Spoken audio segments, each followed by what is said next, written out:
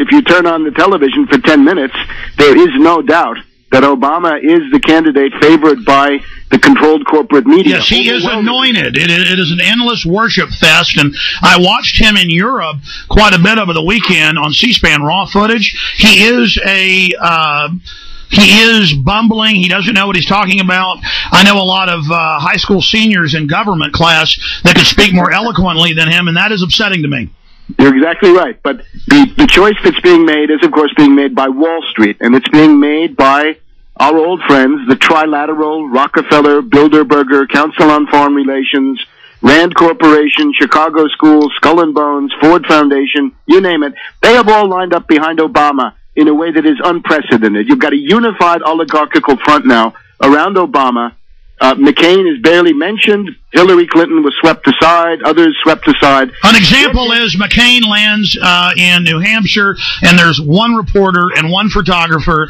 Everywhere Obama goes, thousands. Now, and you're exactly right. And there's a reason for this, though. Why do they support Obama? What's the reason? It is because he is the puppet who is most puppet. He's like Bush, who they know they can fully control. Yes, maybe even more so than Bush. He's somebody who's been raised literally up out of nothing by these trilateral people. My personal hypothesis is that Obama was recruited by Zbigniew Brzezinski at Columbia University between 1981 and 1983. They had just finished up with Carter. You'll remember that Zbigniew Brzezinski and Volcker ran the catastrophic Carter administration. And then pinned it all on him when he was well-meaning. Yes, and that's also an aspect of why they've chosen Obama, because Obama is not well-meaning. Obama is a boiling cauldron of hate.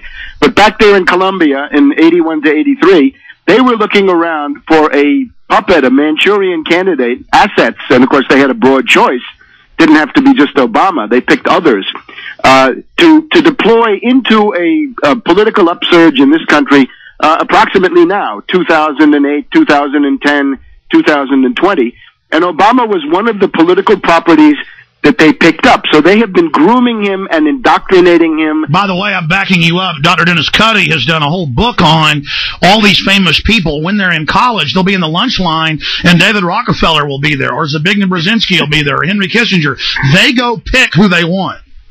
And that, I think, that is my thesis, is that that's what happened with Obama, and therefore all the wonderful coincidences and magic events of his life are guided by that fine trilateral hand behind the scenes.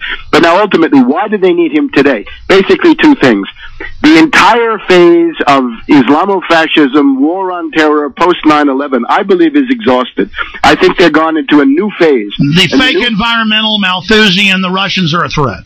Yes, it's Russia, China, Malthusian, Unabomber kind of stuff, but then it's also human rights, humanitarian concerns, and left cover. We're going from a phase of right-wing cover imperialism to a phase of left-wing cover imperialism. This is why so many of our left liberal friends have not been able to understand this, because they regard all of this as progress. They think that it's something going in the right direction. And, of course, it's not. By the way, the Romans would do this in their different protectorates and new places they'd taken over. They would put a thug in for 5-10 years to murder, kill, stab. Then they would publicly flog him, execute him, apologize, and then rise up somebody from that local area in Germania or Gaul or there in areas of Austria, or it could be in more Asian areas. And then they would raise up a local who on the surface would act like he was friendly to the people, but who would actually intensify taxation and control. Excellent. And in the case of Brzezinski, you can say this is the Hegelian dialectic. This is one of those cases where you can actually see the Hegelian dialectic at work. Brzezinski's teacher is a guy called Carl Friedrichs. And so he has a degree in Hegelian dialectic. Yes, and Friedrichs is a historian. He wrote The Age of the Baroque. He's a historian of the 30 Years' War. As a professor of the Hegelian dialectic. Yeah, and Brzezinski is a student at McGill University with this guy and of course, with others.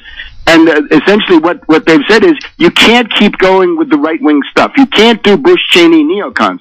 Right now here in Washington, Bush-Cheney neocons are finished. They're out. They have no influence. They're a laughingstock. They're going to jail. They're done. And their policies are out, too. And we could go through that in some detail.